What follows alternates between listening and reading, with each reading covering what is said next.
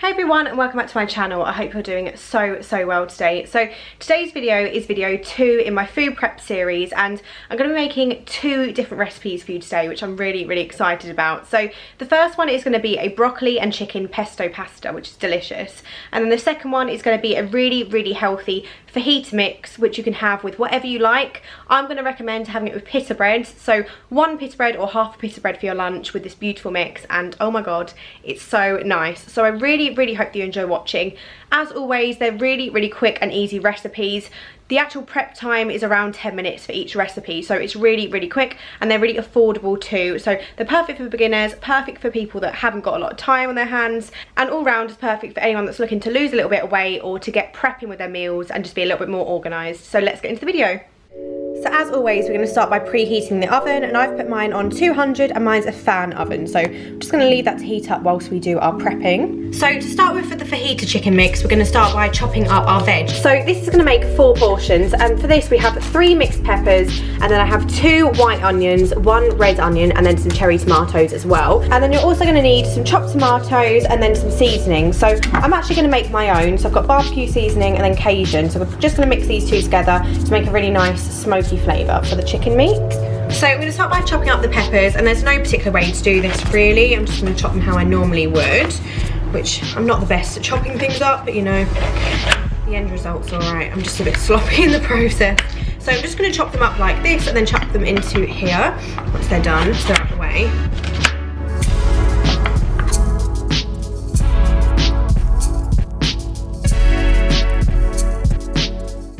The reason why I've gone with 4 portions for this is because we're going to use 4 chicken breasts. So basically get the recipe, divide it by 4, and then times it by the amount you want, because that's just a lot easier to do. So obviously if you just want to make 1 portion, just use 1 chicken breast and 1/4 of the ingredients that I'm using.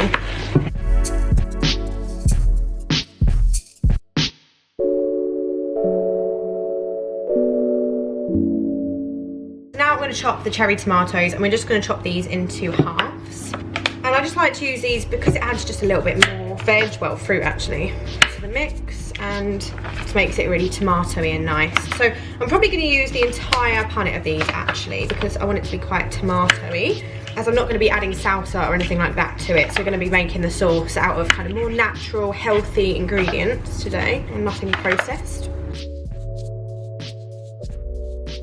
And then finally I'm going to chop up the onion, and the reason why I'm using brown and then also purple or red onions, whatever you want to call them, is because they're the only ones I have left, but it's really fine to use whatever colour you like. I do prefer red onions most of the time, but it's still going to be nice to have the white ones in there too, because, or the brown ones, because they're nice and sweet. So I'm just going to chop these up.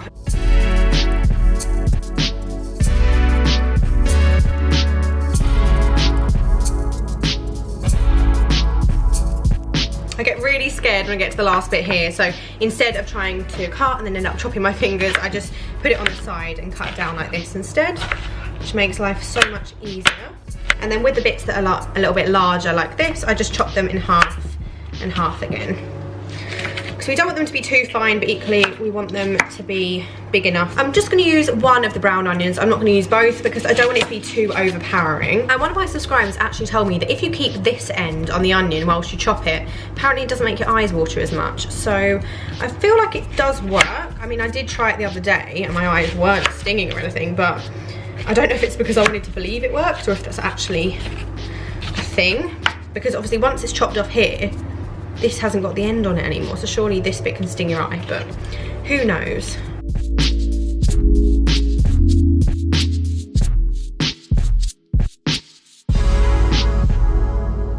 So I'm going to chop up my chicken breasts now, and these are the chicken breasts that I get, and they're just from Aldi. They're really affordable, and I'm actually going to use scissors to chop these today because some of my subscribers told me this was a lot easier, and it certainly is. So I'm just going to chop the chicken.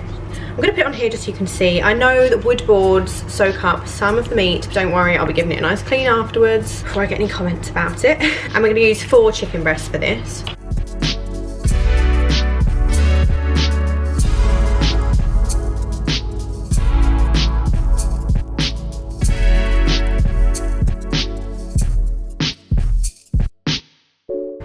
And then I'm just going to undo this tin, which is probably the thing I'm rubbish at, but I wish I'd got one that has a pull lid, because I really struggle to open these tins. I don't know why.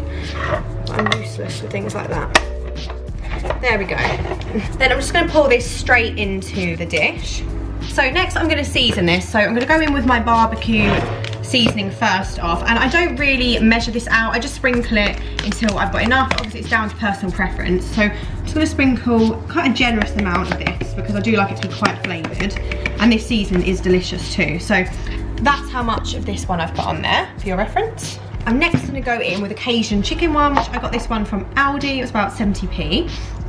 And I'm just going to put a little bit of this one, so not too much, but still a nice amount. So this is all the seasoning we've got going on. And what I'm going to do now is mix all of this together with my hands, and then that's ready to go into the oven. This is the most gross thing ever. I hate touching all of this. But you just want to blend it all together so that all of the chicken is covered by the sauce, and then you've got nice veg going throughout it, etc.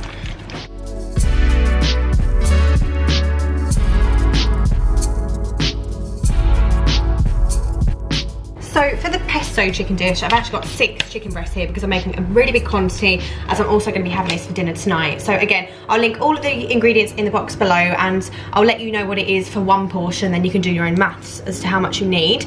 So I'm going to be using green pesto, and I got this from Aldi. It's really inexpensive, and it's honestly the best pesto I've ever tried. I love it so much. They actually do a tomato-based pesto, which is equally as delicious and great for people that don't like the standard pesto, so that's an option for you as well. So I'm going to empty half of this into the chicken mix, and then the other half is going to be used for the pasta that we're going to have later. And once the pesto's in there, we're just going to mix it all together. Lovely, touching chicken, not hate touching chicken. And the pesto is going to give the chicken a really, really nice flavour, but it's also going to help to keep the chicken really nice and succulent in the oven and not dry out, because we are going to be cooking this for quite some time due to the bulk of the chicken, and it can go a bit dry and crispy, which obviously is not very nice. So this will help to keep it really nice. Just going to spread that out on the tray like so, and there is a lot of chicken, so as I say, we're going to put this in the oven for quite a while. I'm going to give it about 45 minutes before checking it, and then if it needs any extra time after that, I will. And I also like to turn it over at the halfway mark just to make sure that it's all mixed in evenly and all the chicken gets a nice amount of heat to it.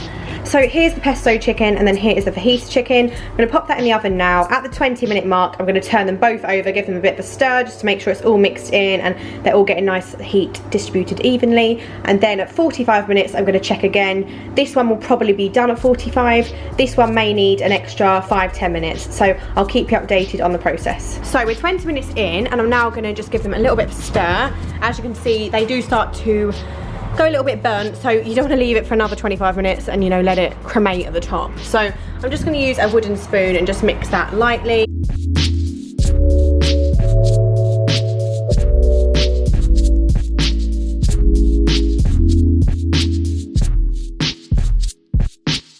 So whilst I'm waiting for the chicken to finish cooking, we're now going to make the rest of the recipe basically. So for the fajita chicken, you're simply going to need pitta bread, so there's nothing else to do other than get yourself some pitta breads basically. So we're going to put that to the side and ignore that. And then for the pesto chicken, we're going to need broccoli. I've got frozen broccoli, and I'm going to use all of this. The amount you use is totally up to you, depending on preference. You can use broccoli, you don't have to use it, whatever you want to do. And then we're going to need pasta too. Who likes my fancy pasta jar? And again, for pasta, the amount you use is totally up to you. Everyone likes different size portions. I suggest using 2 handfuls worth per lunch meal, because it's lunch, you don't want too much carbs, but equally you want enough. So yeah, I'm just going to show you how I measure it out. So I just like to kind of put your hand over there and just measure out 1 handful like that, 2 handfuls, and that's kind of a day's worth. I know it's a bit of a rubbish guidance method, but hopefully you understand what I mean. So one for 1 day, if that makes sense.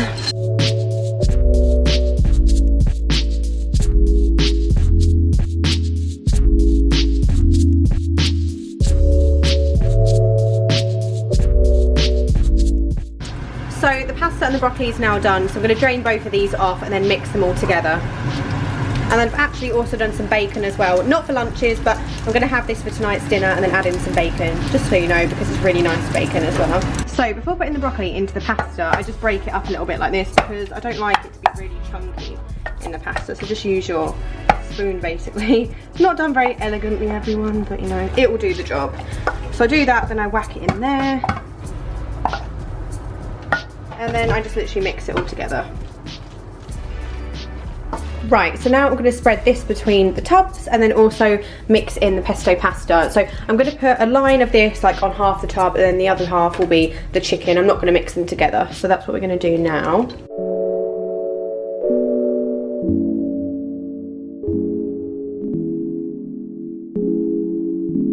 So here are these ones.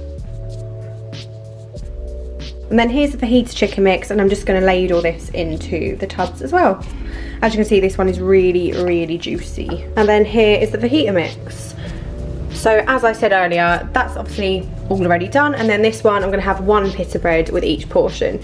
So if you want to put this in the fridge, you can have it up to 4 days, or you can put this in the freezer and have it up to 3 months. So that's just for your reference if you're interested. So that's the end of the video. I really, really hope you enjoyed watching. If you do make them, please do put them on Insta and tag me in that. I would absolutely love to see your creations, and I cannot wait to see you really, really soon. Bye everyone.